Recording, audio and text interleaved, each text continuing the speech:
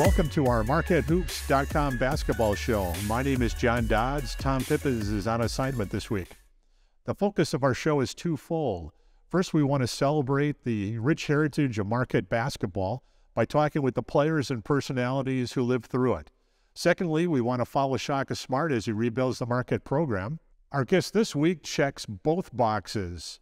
Our guest is Jim Boylan, the starting point guard for the 1977 Marquette basketball championship team. We'd like to thank our sponsors, Moonlight Graham, Modern Dental Benefits, a great friend of our program, thanks to Craig Caston. We appreciate his sponsorship. And Jim Sartori over at Sartori Cheese for his sponsorship on our program. Now, here we go with Jim Boylan. As a player, we can kind of get into how you came to Marquette. You came out of New Jersey, and you were 6'2", 175 point guard out of Point Pleasant, New Jersey. And I looked up in the Marquette press guide, and you had played in the Dapper Dan tournament in Pittsburgh, and with Bo Ellis and actually Ulyss Payne, I think we're also in that game, future Marquette players. And then you attended Assumption. Can you talk about how you decided to do that, and then how you ended up in Marquette? Sure. I grew up in Jersey City, New Jersey. My parents moved to Point Pleasant after I was already in college, so that was down on the Jersey Shore. But I'm a Jersey City guy, which has a lot of great basketball. A lot of talent came out of Jersey City. Very proud of that. And I was second team All-American, Street and Smith, and being recruited quite heavily. And it happened very, very quickly. I went to the 5-star basketball camp. I was MVP of the All-Star game, and then the floodgates opened. But right during that time when I needed to make a decision about where I wanted to go, my mom got very sick. And my older brother had gone to Assumption College, and he was Division II Player of the Year his senior year and All-American several years. And I used to visit there pretty much 2-3 times a month, go up on the weekends, hang out with my brother and his friends. And so I was very comfortable there, very comfortable with the coach. His name was Joe O'Brien. Joe ended up having a very successful career, ended up being the executive director of the Naismith Basketball Hall of Fame for 20-plus years. So I ended up going there. I just said, you know what, I don't know where I want to go. I was leaning towards going to Kentucky. And I know it's kind of odd for people to say, well, how did you go from, thinking about going to Kentucky and then end up at Assumption? And I know it was an odd journey, but it was my journey. And so I did that. And I went to Assumption for 2 years, and we finished third in the nation 2 years in a row. We lost both times in the Final Four semifinal game. And after the second year, I was kind of itching to see if I could do something more, and I wanted another level of competition. So I went to my coach and I said, Coach O'Brien, I want to transfer. And he said, well, he goes, I'm not surprised, Jimmy. So he said, let's make a list of some schools that you could go to. Or you'd be interested in. And first school I said was North Carolina. He said, okay, I'll call Dean Smith. And he said, in the meantime, let's make a list of 8 or 9 other schools, and we'll contact all of them. And so make sure that, you land in a spot that you're comfortable with. And Dean was interested, although normally didn't take transfers, but had recruited me, was interested, kind of thought about it for a week or so. In the meantime, Coach O'Brien said, hey, let's make sure we contact Marquette. I know Al McGuire likes to take transfers. So eventually Dean came back and said, I just can't take a transfer, Jim, because I tell my recruits that I don't take transfers. So I don't want to break that promise to them. So I said, okay, I understood. And Marquette was immediately interested. I believe Hank was in touch with Joe O'Brien, and just so happened that within a couple of days, maybe 2 or 3 days later, Al was doing a clinic for medalists outside of Boston. So I was in Worcester, Massachusetts. It's kind of an amazing story. The coach who was going to lose his All-American player drives me to the hotel to meet Al, sits outside in the parking lot in his car, waits for me to meet with Al. And so I'm in with Al for like an hour and a half or so, come out, and then he drives me back to the Assumption campus. And that's the process started. And Al was interested.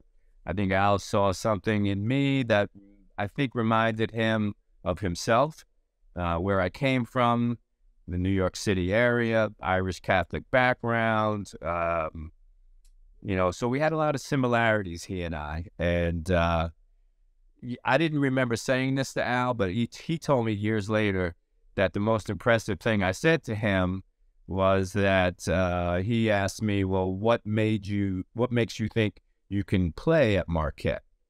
And I looked at him, and he said that I told him, I don't remember saying it, but I was nervous. I probably did say it. I said, Coach, I'm not coming to Marquette to play for your team. I'm coming to Marquette to be your starting point guard. And Al said, as soon as you said that, I was like, okay, I want this kid. And and that's how I ended up at Marquette.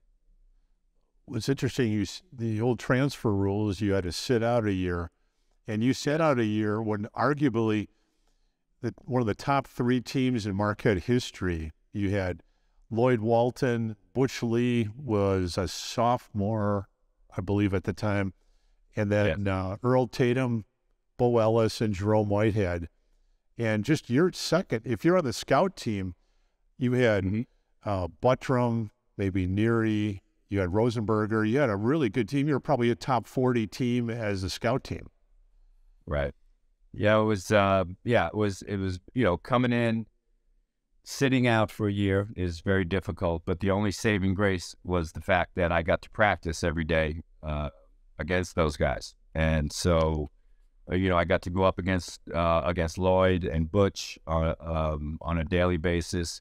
I got to run the scout team in preparation for games. And, that experience and playing at that level against, arguably one of Marquette's greatest teams, without the fact that Indiana goes undefeated with Quinn Buckner and Scott May and the guys. Marquette may have won a national championship on that occasion also. And so just to be part of that and to see and feel that I can play at this level, I can play against these guys. I've done it, every day. And, that made a big difference in my confidence level and really prepared me for that next year in 77. That Indiana loss, that was the thing that I think to put into the NCAA heads down at the office in Shawnee, Michigan, Kansas, was maybe we should seed these teams because number 1 Indiana and number 2 Marquette should meet in the Final Four, not in the bracket in the Mid-East. Did right. What was the take when you barely lost to Indiana and then they took it all as an undefeated team? Well, I think just what you're saying, right? It was unfair. Certainly, I can't remember if it was a semifinal or a final in the regional that they met. And yeah, obviously, you got your 2 best teams in the country, and pretty much for the entire year, that was what it was. Marquette 2 and Indiana number 1. And to have them meet in a regional as opposed to meeting in a Final Four and potentially in a championship game, just didn't serve college basketball very well. So I think the powers that be after that took a look and said, "Hey, this isn't right. We should probably start thinking about just what you said, to start seeding these teams so that we can avoid something like this happening and taking away." Or taking some quality potentially out of the Final Four, where you want your best teams playing at the end of the season against each other, and rightfully so. So Lloyd Walton and Earl Tatum leave for the NBA, and something very unusual happened in the summer of '76. I was watching on TV in my living room the 76 Olympics in Montreal, and that was the Sugar Ray Leonard, Leon Spinks. Kind of the boxing was really big back in the 70s. And then they said, we have this breaking story at the basketball arena. The USA team is playing Puerto Rico, and it's within 1 point, and there's this guy from Puerto Rico who's going off for 35 points, and it was Butch Lee. And I remember sitting back, Butch Lee, I didn't realize he had some Puerto Rican background that he could play on the team, but here was a guy that never scored more than 12 points for Marquette because you had Earl Tatum, Lloyd Walton, Bo Ellis. He was just part of the mix, and here he was incredible. They were showing highlights of what he did. Tell me where you were when that happened. When did you first hear about Butch blowing up at the 76 Olympics?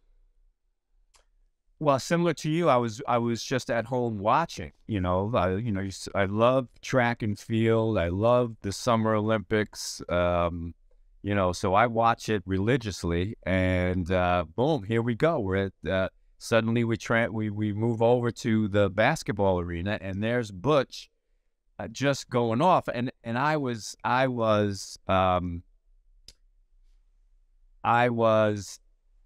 taken aback by the fact that the game was so close. But I wasn't surprised about Butch because I had competed against him that whole prior year in practice, and he was just a unique talent. He was a guy who was physical before the game was physical. He had a natural body that was just thicker, more defined than the average college basketball player at the time, even NBA player. So Butch had even though he wasn't very tall, he had an ability to create space and get a shot off. And that's what he was doing against the USA team, putting his body into Phil Ford, into a guy like Quinn Buckner. And Quinn's a big physical guy too. So, but even into a guy like I think Quinn was a little bit shocked that there was a guy out there that could do this. And then then he was obviously feeling it out there. His shot was on, his game was on, and I remember at the end of the game, Butch taking a shot. I thought he got fouled. The call wasn't made. Had the call been made, they could have beaten the USA that particular day. But the call wasn't made, and they went down. I think US stripped them or something, and went down the other end, scored, made it I think a 3-point game or something like that, and then time was just running out for Puerto Rico. But one of the greatest performances in Olympic basketball for sure. I was working at Majerus basketball camps, summer camps on the playgrounds years later, and I remember Rick talking about Butch, and he said that Butch was as good when he stepped on campus as he was as a senior, but he knew his role and he was willing to sacrifice and play within the team concept. And I thought it's unique. And now Bo Ellis also did that. And you had a unique team that way where you had superstars, but they were ready to sacrifice for the team. I think that comes from Al. Al was, we had an appearance, our team, Coach McGuire, of kind of a circus type atmosphere with, lots of media stuff going on, and lots of characters on the team, and kids coming from the inner city, and people thinking, well, they're just kind of, going to play, I don't want to say a wild game, but certainly one maybe lacking discipline. The truth of the matter is that Marquette, as a team, we were the most disciplined team in the country with everything that we did. And even though sometimes it would appear, because of the hype surrounding Al and the character that he was, that the team was like that, and that Al was like that as a coach. That wasn't true. That was just not true. Al was a disciplined coach. And the team was disciplined, and guys accepted their roles, and they came in and they bided their time. So guys would come in and you know, find a spot, find a way that they could contribute to the team, and that's what they would do. And as they, you know, now it's a little different because most great players are one and done or two and done, and but that back then everyone stayed for the most part. And so as you became a sophomore and a junior, you started to, you know, assume a role of more leadership, maybe more scoring, maybe more opportunity. And you were more comfortable with the competitive level of top 20 basketball, which we competed in, and that's what the players did, and the sacrifices were made, and no one complained, and everybody just accepted their role and knew that if they continued to do their role, the team would be successful, they would be successful, and the accolades, and as you know, the old expression, the cream would come to the top, and if their talent was good enough, then their talent would come to the top. You feature this year when you come in. So it was Bo Ellis's turn in 1976-77 as a senior, but Al said he talked to Bo and said, "We have Butch coming in, and the two of you can take us to new heights. Would you be willing to sacrifice?" And Bo said, "I want to win." I thought that was a big credit to Bo. Yeah, you know, that's the way Bo was. You mentioned earlier when I played in the Dapper Dan game, and that's where I first met Bo Ellis. He and I were teammates. Just one of the greatest guys that I've ever been around. Loyal, just what you said. He's all about winning, and he'll do whatever it takes to win. And played both ends of the floor, rebounded, blocked shots, scored, did everything, and was a great leader for our team that year. Was always, you know, getting the guys together off the court to, you know, hang out and just, you know, kind of really bond with each other, and that's what we did. And right from the very start, when I got there, I transferred. You know, sitting in my room, you know, knock on the door. It's Bo and Ulyss Payne. You know, and Ulyss was also in that game at the Dapper Dan. He played for the Pennsylvania All-Stars. And so, you know, it was we had a team of guys with a lot of character. And in order to be really successful, you need talent. You need guys who are not afraid, but you also need guys with character and guys who are willing to accept their roles on the team. And you know, guys sacrificed a lot to make the team successful. And you know, we had a tumultuous year. It was kind of up and down, but at the right time, things came together for us. Marquette finished number 2. A lot of Indiana players had graduated, but right in December, there was a kind of a torpedo was sent into the program when Al McGuire announced his retirement. What was I was at the Louisville game. That was the next game, and you lost that one in overtime. I think Butch had 2 free throws with no time left, or kind of a technical free throws, and missed them. It was just a crazy time for Marquette. Tell us what it was living through it. Well, you know, it was strange. It kind of came out of nowhere for the players. We were called and told to come. I believe the restaurant was called The Clock. Was that on Wisconsin Avenue? Yes. Yeah.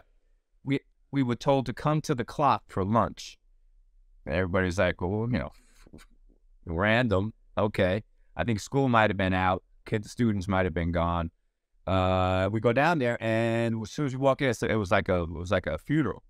It was literally like a funeral. Like we were going to go to a wake and, you know, see somebody. And then all of a sudden word started spreading around that Al was going to resign, or that he was going to retire. And then it was, no, he's going to coach the rest of this year. He's going to resign and retire at the end of the season. And I had just gotten there. I had just been playing for Al for a couple of months. I was there obviously the year before, but this is when I was really actually out there in the thick of things. And I remember thinking like, wow, what is this? This is crazy. And but it is what it is. It was true. Al came out and he spoke to us and said he was gonna, this was it for him. He wanted to, go out at the end of this season, and still we want to stay focused and continue to compete, and we can do great things, and all that stuff. But it did set us off a little bit, and then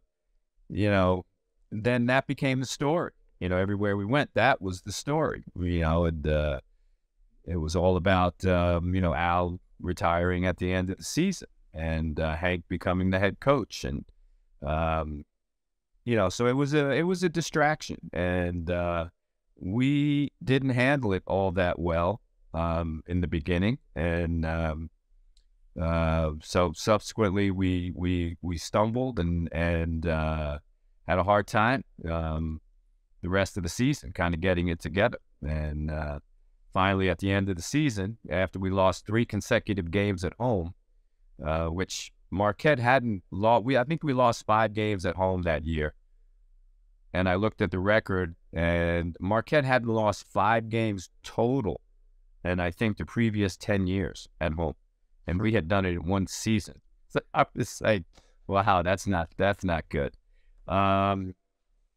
Yeah, and then we had a push at the end of the season. We had 5 games on the road to end the season. Odd kind of, maybe they were thinking, well, we'll get them ready for the NCAA tournament, playing on the road. But our last 5 games were on the road, and we needed to win all 5, we felt, in order to even have a chance to get into the tournament.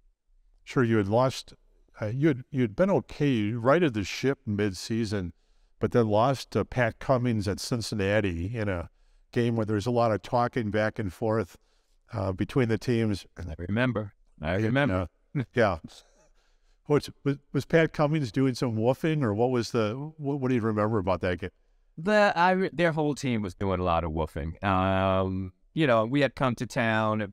Game was at Cincinnati. Sold out, record crowd. Oscar Robertson was at the game. They brought everybody out for it. And and I remember they beat us, and not only did they beat us, they rubbed our faces in it a little bit, and that stung a little bit. So then, as you said, the 3 final home games were DePaul, Detroit, and Wichita State, and surprisingly, you lost every one of them. A very close loss to DePaul and Ray Meyer, and against Detroit, I remember you were running your crate and stall at the end and had a turnover, and they went down, and it's either John Long or Terry Durod hit a really long shot at the buzzer and beat you by 1. And I don't know if there's a week that goes by when Dick Vitale, who coached Detroit, doesn't reference that on ESPN, where he'll talk about Al McGuire, or Marquette will come up and the announcer will cue him. Say, Dick, didn't you beat Al on the road when they were champions? Did you ever notice that? Oh, I noticed that all the time. Dick Litt. That's he might as well have that plastered on his forehead as he walks into the room. He's I'll tell you a funny, quick Dick Vitale story. When I was a senior in high school, Dick Vitale was an assistant coach at Rutgers. And he was trying to recruit me. And I told him over and over, Dick, I am not going to Rutgers. Get out of the state. I'm going to go somewhere. And I'm not staying in New Jersey. And he called me every single day at 5 o'clock, because that's when we had dinner. And we'd sit down at dinner, and the phone would ring. Back in the day, no answering machines. The phone would ring. And until my mom died, every time she'd see Dick Vitale on TV, she'd say, "That's SOB. If I ever see him in person, he's going to get a piece of my mind." She was livid about Dick Vitale. But anyway, so Dick Yeah, so it's funny because I was guarding Terry Durod when he hit that shot, and it was probably a modern day step behind the 3-point line pull up shot that that he banged, and that was it. And they beat us by 1, and that was Dick Vitale's greatest moment. So, Well, it's interesting. Bill Cords, the athletic director, they had just fired Bob Duquette, and Bill was down in Tacoma, Washington, about 70 miles south of Seattle, and he was interviewing people. And I didn't realize in my Marquette, just this 10 years that I've been around the program, how many coaches and how many people you see. And people are asking me, where's Bill Cords? I got to meet Bill Cords. Do you know what hotel he's in? And no, I don't have anything to do with the interview. But it's so funny how when you go to the Final Four and you're a coach, how it's really a great place to network and find jobs. you know, the Final Four is a great place to network, and it's a great place to find jobs. But when you go there without a job and you're looking for a job, it's a grind. I mean, you are working 24 hours a day, every single day. Because I remember being in those situations where, you know, you're looking for somebody. And so funny that you would mention that. I actually interviewed with Bill when I was in Seattle. I actually went. I was only in my second year at Michigan State, I believe. And but Judd Heathcote said to me, "Hey, you know, take a swing at it. You know, why not? Take a swing at it. You know, go up there, call them."